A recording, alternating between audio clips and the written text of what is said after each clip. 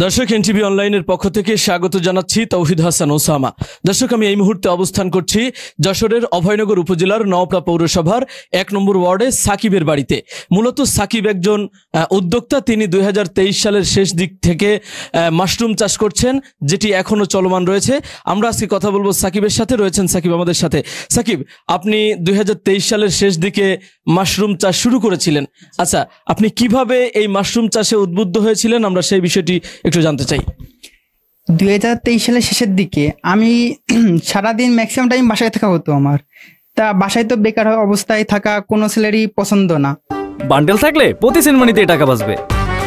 বিকাশ send money bundle কিনে জিতুন প্রতি লেনদেনে। তা আমি একদিন ইউটিউবে ভিডিও দেখতে দেখতে একটা ভিডিও আসলো যে কিভাবে মাশরুমটা চাষ করা যায়। আচ্ছা, বা মাশরুম চাষ করে অনেকে সাফল্যের উচ্চ সীমায় যাচ্ছে। এবার আমি ওই ভিডিওটা দেখে মাশরুমের প্রতি খুব একটা আকৃষ্ট বললাম যে দেখি আমি একটু মাশরুমটা চাষ করে দেখি। প্রথম পরিসরে মাশরুমটা আমি খুবই অল্প পরিসরে চাষ করি এবং পরবর্তীতে এটা অনেক বড় পরিসরে চাষ করি, যেটা আপনারা দেখতে পাচ্ছেন। ধীরে ধীরে পরিসর মাশরুমের যত পরিসর বাড়ালাম, এক পর্যায়ে দেখলাম যে মাশরুমটা আসলে মানুষ স্বাভাবিকভাবে গ্রহণ করছে না এবং এটার বিক্রি যে মার্কেটিং এর যে বিষয়টা, এটা মার্কেটিং অবস্থা খুবই খারাপ। মানুষে মাশরুমটাকে আসলে স্বাভাবিকভাবে নিতে চায় না, যেটা ব্যাঙের ছাতা, যেটা আসলে খাওয়া যায় মানুষ এটা জানেও না। আর মাশরুমের যে উপকারিতা, এটা আসলে মানুষ কল্পনাও করতে পারে না যে মাশরুমের কত উপকারিতা। আচ্ছা, কি কি উপকারিতা আছে এই মাশরুমের, আমরা একটু সেটা জানতে চাই।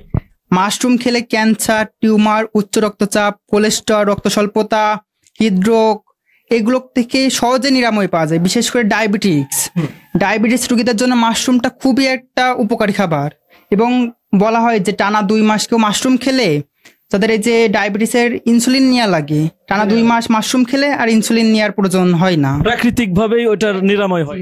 জি ভাইয়া। এই যে প্রসেসটা আমরা দেখতে পাচ্ছি আপনার হাতে পলিথিন দিয়ে মোড়ানো, এই প্রসেস সম্পর্কে আমরা একটু জানতে চাই। এই যে এটাকে বলা হয় সিলিন্ডার। এই সিলিন্ডারটা প্রস্তুত করতে মূলত যে খড়, যে বিশালি বলে খড় আর মাশরুমের যে বীজ মাদার, এই দুইটা মিক্স করে এটা তৈরি করতে হয়। প্রথম অবস্থানে আমাদের যে খড়টা, এটা আমাদের অটোক্লেভের মাধ্যমে যে ডিরাম আছে, ডিরামের মধ্যে স্টিম করতে হয়। প্রায় ১ ঘন্টা ৩০ মিনিট ২ ঘন্টা ধরে স্টিম করতে হয়। স্টিম করে দেন এটা ১২ ঘন্টা পর বা আজকে স্টিম করে কালকে এটা রোদে শুকাতে হয়। রোদে শুকিয়ে দেন তা এটা প্রস্তুত করতে হয়। আচ্ছা, এটা তো করতে বেশ কষ্টসাধ্য একটা বিষয়। আপনি এই কষ্টসাধ্য বিষয়টাকে সহজেই করেছিলেন এবং উৎপাদনও বেশ ভালোই করছিলেন, কিন্তু আপনি এখন আস্তে আস্তে নিরুৎসাহিত হচ্ছেন। এটার মূল কারণটা আমাদেরকে একটু জানাবেন। এই নিরুৎসাহিত যে বিষয়টা, এটা মূলত মার্কেটিং এর যে সমস্যা, যে মাশরুমটা আসলে আমরা বিক্রি করব কোথায়, এটা অনেক বড় একটা সমস্যা। যে আমাদের যশোর, খুলনা মানুষ এটা আসলে স্বাভাবিকভাবে গ্রহণ করতে চায় না যে মাশরুম খাওয়া যায়, এটা মানুষ জানে না। মানুষ চেনে যে ব্যাঙের ছাতা। আচ্ছা, এই মাশরুম চাষ করতে গিয়ে কৃষি অফিস থেকে তো আপনি কোনো সহযোগিতা পেয়েছেন কিনা? কৃষি অফিস বলতে আমাদের কৃষি অফিসে মাশরুমের প্রকল্প নয়। আমাদের যে অভয়নগর উপজেলা, এখানে মাশরুমের কোনো প্রকল্প নয়। মাশরুমের প্রকল্প থাকলে এখানে আমার মতো অনেক উদ্যোক্তা নওপড়াতে তৈরি হতো বলে আমি মনে করি। আচ্ছা, অনেকেই কি ঝরে যাচ্ছে বলে মনে হচ্ছে আপনার, যে প্রকৃত সাহায্য সহযোগিতার অভাবে অনেক উদ্যোক্তা ঝরে যাচ্ছে, এটা কি আপনার মনে হয়?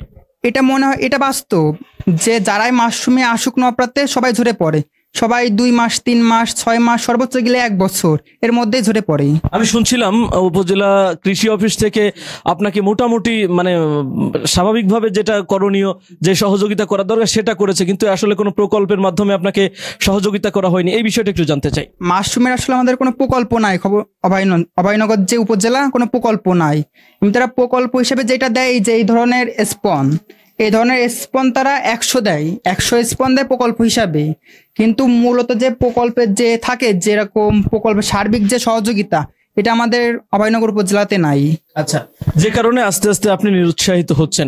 আচ্ছা, ভবিষ্যতে কি এটা কন্টিনিউ করবেন? আপনার কি মনে হয়? এখন ভবিষ্যতে আমাদের উপজেলা যদি মাশরুমের প্রকল্প আসে, তাহলে ইনশাল্লাহ নতুন করে শুরু করব। আচ্ছা দর্শক, এতক্ষণ ধরে সাকিবের মুখ থেকে শুনছিলেন সাকিব মাশরুম চাষ শুরু করেছিল, ব্যাপক উৎপাদনও হচ্ছিল, কিন্তু আসলে মার্কেটে বিক্রির অভাবে বা বিক্রি করতে না পারার কারণে সাকিব কিন্তু আস্তে আস্তে এই মাশরুম চাষে নিরুৎসাহিত হচ্ছেন। সাকিবের মতো অসংখ্য উদ্যোক্তা ঝরে যাচ্ছে শুধুমাত্র সহযোগিতা উপজেলা প্রশাসনের কিংবা কৃষি অফিসের সহযোগিতার অভাবে উদ্যোক্তা ঝরে যাচ্ছেন, এমনটি আমরা সাকিবের মুখ থেকে জানলাম। দর্শক, এই ছিল যশোরের অভয়নগর উপজেলা থেকে আমার কাছে মাশরুমের সর্বশেষ সংবাদ।